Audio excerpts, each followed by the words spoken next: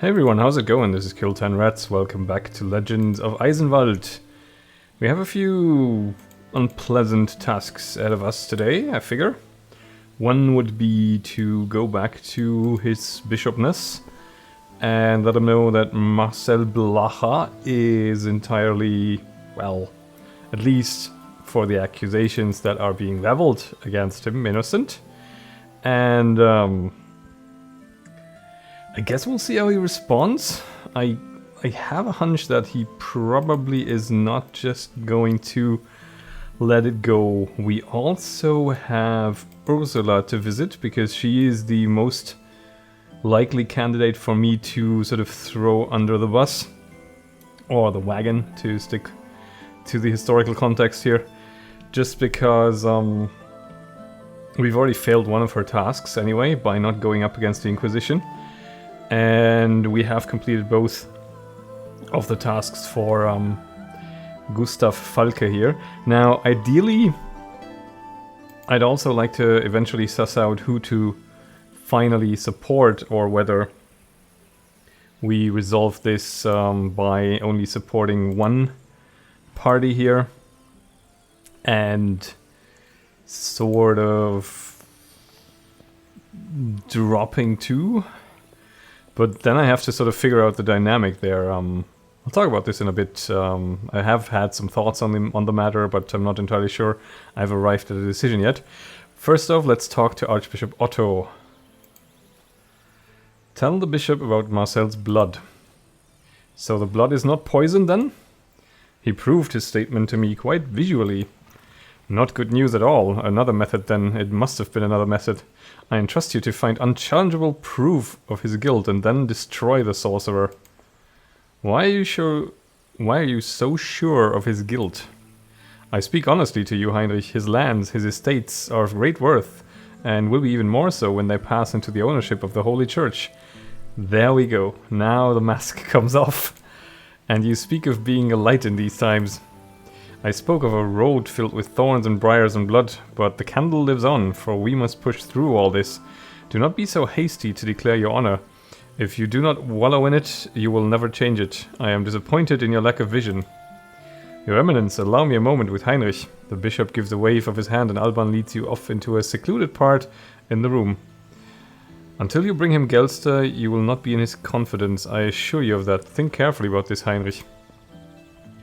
And what do you want me to do? Break into his castle? He is a liege lord, a sworn man to the duke. How can I find such proof to damn him? Your Eminence, I'm sure we will find a solution to this problem. I'm sure that you, O wise one, will come up with something. Alright, so... not much of a surprise there. I guess we can ask about the fate of the duchy, since, that's ultimately what we're after. Alas, bad times have come. What will you say is the cause? God's wrath? The coming of the apocalypse, perhaps? No, simply because the world is forgetting the rule of law and the tenets of order and security the Holy Church provides. Without yesterday, there is no tomorrow. This truth is as simple and as old as the Ten Commandments, but go and try to explain it to somebody who considered his father's tradition to be worn-out rags. They are consumed by seeking of pleasure and revelry. There is no talk of establishing one's house. Now young men seek adventure in foreign lands. They do not toil or sow. They do not seek after one wife, but the embrace of many. He shakes his head sadly and points to the cross emblazoned in his ring. This is order, Heinrich. We keep up the principles and traditions, we keep up the faith, and we keep them and try to pass them down to our descendants, or at least we try to. Well... still, despite it all, he's... the least worst option, I feel. Like... Oh, so Alban, your thoughts on this situation? Word of wisdom might be helpful. How to find this proof? Poisoning his blood would be enough. I said words of wisdom. Do you honestly think people won't realize it has been tampered with? Especially since Marcel would simply go to Wagner himself, asking him to testify. You underestimate human stupidity, Heinrich. Alchemists have different ways of revealing poison, the easiest of which is to see if silver blackens. But there are other poisons. We must find someone who knows of such a thing. Then how can we poison his blood so that no means of alchemy will reveal it?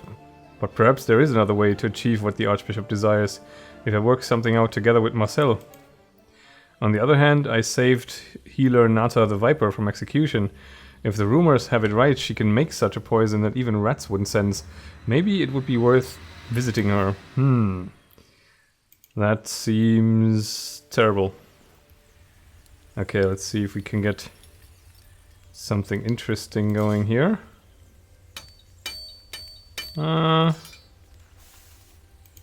That's not bad.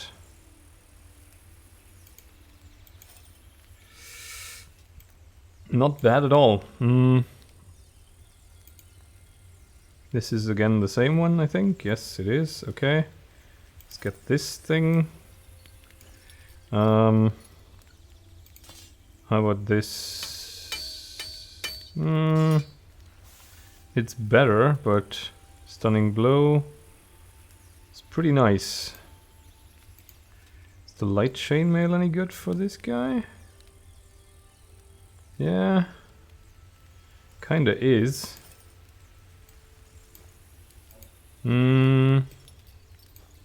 There we are. A little bit of investment into the durability of our troops. Shouldn't hurt. Now, what I was thinking of was there are some ways to go about this. We can satisfy the bishop, and we pretty much can also satisfy the Master of the Order. But I would kind of like to kick the arse of the Master of the Order, if that's at all possible. And I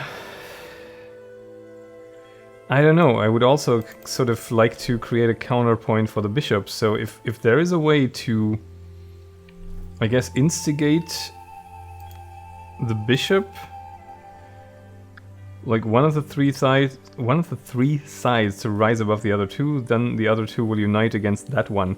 So creating a sort of a standoff that still keeps the region somewhat powerful is maybe our best bet here. What time is it? Okay. Where are we on the map? I'm gonna spend a little time in Windfeld, because of the Burned Inn. Kind of want to wait until it's nighttime and pay it a visit, because we still have all these supernatural occurrences for Moritz to investigate. And I think we have one report that we can already make to him. So ultimately it would probably be better if we could add another one to the mix by checking out the Burned Inn for the nighttime revels. Now I'm not sure what it said. Was it past midnight, or was it Legends of the Dancers? I think it was. They still dance and sing. What is it with me having problems separating TH and S today? They still dance and sing there at nights, and they will generously reward the person who joins them. Okay. Right. So it is night. Let's see if we can join them. Hello? Anyone home? The sounds of voices and singing are coming from the inn. Are they still making merry there? Good, good. In the center of the inn, the dead are dancing the Branle? Never heard that word. And the spirits are making circles beneath the ceiling. Estuans interitus ira vehementi in amaritudine. Hang on. Does this call... I'm gonna need a second. I'm gonna just have a quick cut and look something up from the last episode. Okay, suspicion confirmed. So in the last episode we checked in at the library and found a transcription/translation of Carmina Burana. I think in the somewhat not historically completely correct collection of Karl Orff, which came quite a bit later. But it all goes back to medieval High German and Latin texts, and this being one of the Latin mundane, non-spiritual songs as far as I understand it. I've only ever seen excerpts of Carmina Burana in the form of Cantus Buranus by Corvus Corax, which is a German troupe of musicians who built their own medieval instruments and are very, very entertaining to watch live. If you can find a recording, I think there is one of Cantus Buranus on YouTube. It's well worth the watch. I don't think they're actually featuring the song that this is taken from, but the lyrics are continuing with Loquor me menti. Cum sit enim proprium viro sapienti supra petram ponere. Let me just check quickly. I have it open on my second screen here. Where are we? In which line are we? Sedem fundamenti. Fero ego veluti sine nauta navis ut per vias aeris. Without a ship I'm sailing, I think this means. Sine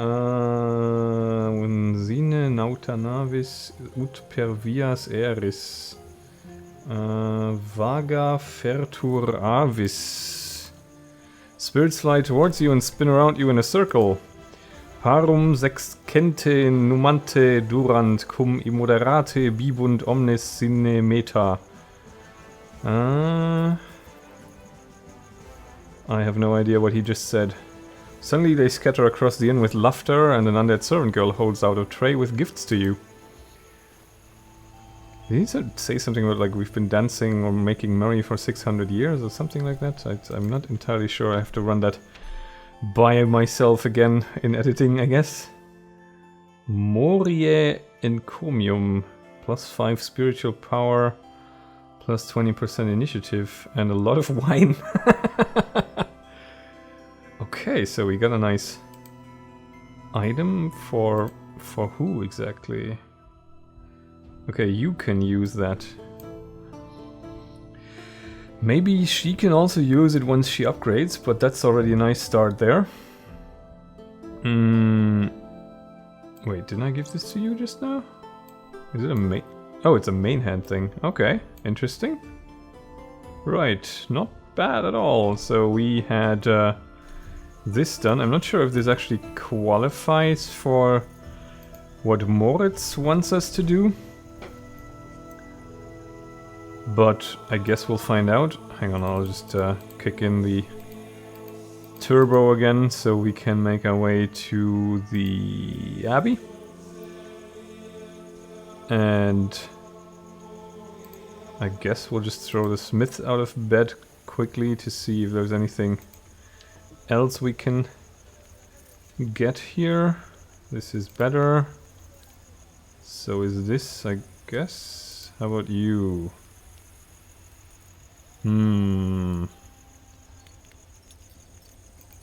Alright, we have pretty nice gear already. So we're not in dire need of his services right now. We also have the arrows. No, we'll look at... Oh, hang on.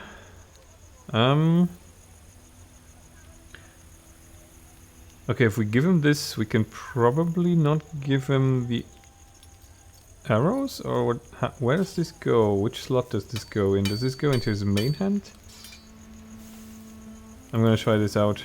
Does this go here? Nope. Ah.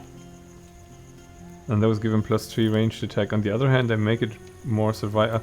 We'll carry it around. If there is ever a gnarly fight where it's more down to survivability, we can throw it on him for I really should take that carpet out of my mouth first. Yeah. Also, how about mercenaries? None here. Okay, I'm thinking of picking up 1 or 2 more mercenaries. Just, or maybe doing that. Wait, did I go the completely wrong way? I did. God damn it.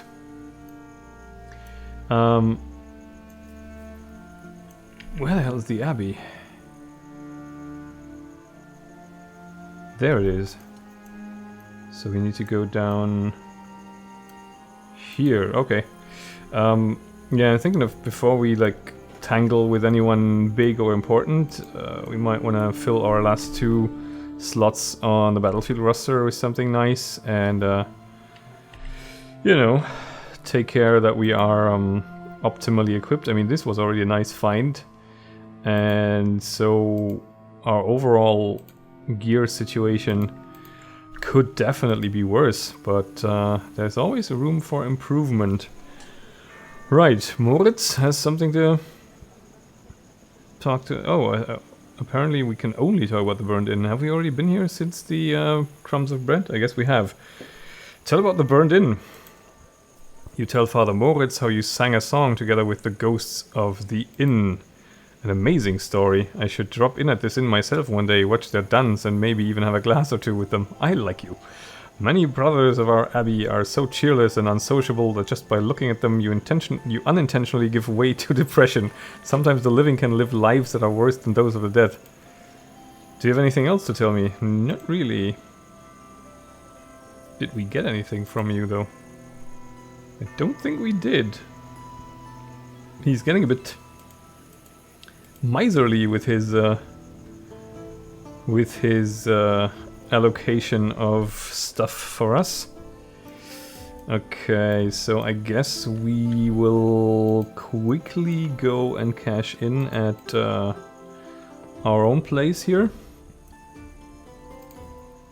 See that everything is still fine. Oh, Ralph the Badger leveled up. Okay, not bad. I would really like some more castle support, because these guys are definitely getting quite the occupants of Fort Kickass. They are pretty good at this stage. Oh, well, maybe at least, you know, pretty decent, I should probably say. See if Kohlsitze has anything new for us. There's a young noble for hire. I'm not utterly blown away or floored by this fact. Who are you? Bandits. You sound like experience points to me, dear bandits. Let's have a little bit of a dance. Especially since there is a church down the road, so I don't really care too much if we are getting hurt. 32, 40 damage. Okay, let's shoot this guy. On the other hand, we can probably get to base this guy. And then we don't have a clear path on him. Okay, if Heinrich smacks this guy down, then he can go around the back and kill him at least. Yeah, okay. That makes sense, I think. Do we want to shield or bless anyone? How much hit point is 60? That's probably enough for Heinrich to one-shot him already. So let's give a blessing to him. So maybe we can take him out in one swing. That's fine. Ah, crap. Okay, wait until the end of the turn, please. You do the same. Please, down with that guy. Yes, indeed. Okay. We'll heal him back up, so we don't stand a risk of losing him. Then we probably eat the counterattack here, but oh well. It's not that bad. We're pretty well armored at this point. And I guess we'll invigorate him. And once it's his turn, he can go and smash him down. Go here, get that guy to suffer. That's fine. It's also fine. Oh, he's already down. Okay, kill you. Right. Oh, they surrender already. Well, that was quick and easy. By the way, if you are visiting Steam in the short term, take a look at the discussion forums for Legends of Eisenwald, because the developers have posted 2 save games that pose quite the tactical puzzle, where you're supposed to sort of resolve some rather gnarly battles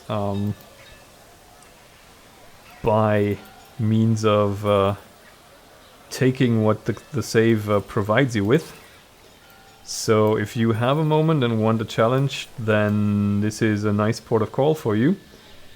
I would definitely recommend doing that. I have tried my hand at one of them so far, and I got the scenario down to, I think the last enemy standing actually killed me, which wasn't too terrible after 3 attempts, I think, but it's definitely a challenge. So if you're up for it, I would definitely recommend going on the forums, getting those save games off your drop box and putting them in your save game folder. In case you don't know where that is, that's in your user/app data hidden folder. I think there is a FAQ post that explains how to get at the save game. So in case you're willing to give yourself a little bit of a try and a challenge in this game, you should probably have a look there. So, Ursula, my ears are open, Heinrich. What do we want to talk about? I guess we'll learn about the Fichtens first, because we haven't really heard anything about her side of the story yet. The Fichtens are one of the oldest and wealthiest families in the duchy. Some say we come from the petty middle class, but these statements are born of envy. Since the earliest times, we've been lords of this forested side of the Elbe. Alas, our neighbors despise us, and why is that? Because they fear us for the very fact they do not understand us. Other landlords simply pressure the locals with heavy taxes, while they while away their time in feasting. But we realized long ago that the land cannot grow if we bleed those that would benefit the land by the fruit of their labor. God damn it! Why must everyone be sort of morally grey here? That is the future, hence why we openly patronize those businesses. We help those whose talents are in the sciences and medicines, for the greater the knowledge we have, the more power we all possess. We do not see the devil in every intellectual work like many. Education is another system that we aim for. Perhaps we will even be able to open a school to the public for all the children of Windfeld. The Fichtens have never hidden behind beautiful words. We value wealth and power because of the great things we are able to do with it. We openly admit it and do not pretend to be noble paladins. The words honor, incorruptibility, unselfishness, and the like are similar to the baubles of a child. They appear fantastic outwardly, but are hollow and plain inside. There are more scoundrels and monsters among those who rant about ethics and morality. The Holy Church and Red Wolves are examples of that. That is not my idea of freedom. A bit ahead of her time is Ursula, I think. But then why is she messing around with necromancers and whatnot? Let's not forget about that. What do you think about the fate of the duchy, then? It is true, the times are difficult. People are not working together for the greater good. Towns are growing in strength and wealth. The only way to stem the oncoming storm is to work with the citizens, craftsmen, merchants, dealers, and moneylenders. We've already realized that. When the rest of the noblemen realize that as well, a lot can change for the better. Yeah, I think the first thing that's changing is that there will be no more noblemen, but you have to wait a couple of 100 years. But the problem is not only in the rights of classes, the problem is in the minds. Whoever you listen to, from a bishop to a Wycliffite, from a knight of the order to rapturous vagrant musicians, everybody urges you to live for the sake of anything except for your own good. Serve God, serve your liegemen, serve the cause of the order, serve your lady love, serve even the devil himself, except yourself. Yesterday's prejudice is ineradicable to life, and to enjoy your life is low and sinful. Lady Ursula, do you think that if pleasure becomes the universal idol, life on the earth will really become much better? Undoubtedly, talks about lofty aims are just a means which tricksters use to order simpletons about. Any rascal will tell you, do it for the highest good, but not even one will tell you, do it for your own pleasure. And when pleasure prevails over the highest good, rascals will be left without bread, and people will enjoy the fruits of their own toil. Do what thou wilt shall be the whole of law, Ursula von Fichten, eh? Really a bit ahead of your time there. Okay, we'll tell her about meeting the stranger. No, we'll tell her about Kai Cola first. Well, that's sad. It's on your conscience, but there was something about you that I liked. I wish to give you a second chance. Sort out the issue with Simon and you can count on my trust. We'll talk about meeting the stranger then. Simon, how glad am I to see you. What joy that Heinrich didn't fall to this trick with the envelope. A trick? I'll explain everything to you right now, but first let the servants lead Simon to his chamber. It's best for him to hide here for now. Simon leaves with the servants after thanking you and the lady Ursula profusely. When he leaves, Ursula spins on her heel and fixes you with a cold stare. Why the hell didn't you do what you were ordered, you idiot? Explain the situation to me first. You see, as I've already told you, this Simon was careless enough to lend some money to a wealthy but dishonest family from Firschwalle. Simon is, of course, one of those whom we patronize, but considering the complications, one must weigh the benefits, and he was found a little short. You were meant to hand him over to my man. But you've done exactly the opposite, and moreover you have antagonized some parties even more. I didn't think you were capable of such a move, which is why I acted the way I did. Don't be so naive, you need to learn from this, but nevertheless you have brought Simon to me, and perhaps when I hand him over to his debtors I will be able to placate them. I swore that I would protect him, and I must ask you, is there any way to help him? He'll have no choice but to forgive the debts. However, I've managed to come to an agreement with them. It's quite probable that I'll manage to convince the debtors to take a ransom instead of the moneylenders. Let's say 1,000 guldens. If you want, you can pay it, if you feel so strongly about it, though it is a foolish investment. Can I think over my decision? Yes, there's no haste, but let's make it clear right now. Your task will only be completed when you pay the ransom or refuse to do so.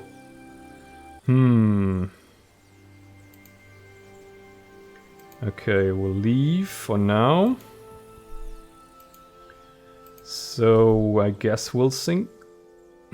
we'll think this over. Yeah, we'll think this over. Damn it! What the hell is wrong with me today? Right, let me just quickly check how we're doing on time, because I have Carmina Burana on top of where I usually do my timekeeping. I'll have a quick jump cut here.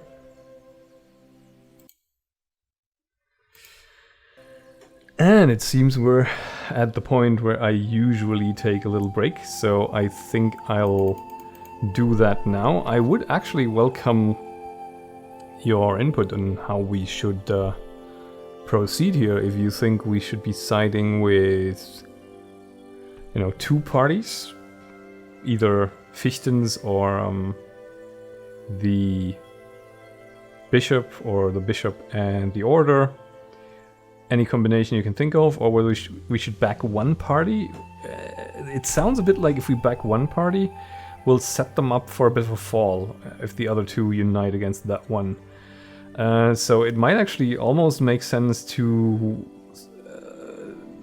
convince the Order of the Red Wolves to overstep their bounds, and by doing so getting the other two to unite. On the other hand, uniting the Fichtens and Otto doesn't exactly strike me as the greatest option either. Uniting Otto and the Red Wolves, on the other hand, just might. So convincing Fichtens to rise above might also make sense. I don't know the consequences though. If it means that one party we convince to rise above the other two actually remains risen, I would almost prefer it to be Otto, and then go after Falke to if we can, to settle the score. I'm still sort of curious about the Chronicles of the Wolves and the implications here, where a knight honored with the rank of Crusader can challenge the present master. Like, if we can worm our way into Crusader rank by doing the quests for him, then we might challenge him, is what I'm hoping. On the other side of the coin, we now have around... Helga actually is 130 now, because of course you level up here. Nice of me to notice. In any case, we now have 1,000 gold also resting on our conscience for taking on the quest with Simon. This is a pretty nightmarish situation here, isn't it? Holy crap. I wonder if they expect you to assault this at some stage. If they do, that could be hilarious. In any case, we'll see about that next time. If you have any sort of feedback on how you'd like to proceed, I will probably not make any decision before in 2 episodes, so I have enough time to upload this and then take in the feedback. So we might just spend the next episode doing assorted side activities and then seeing how we go on.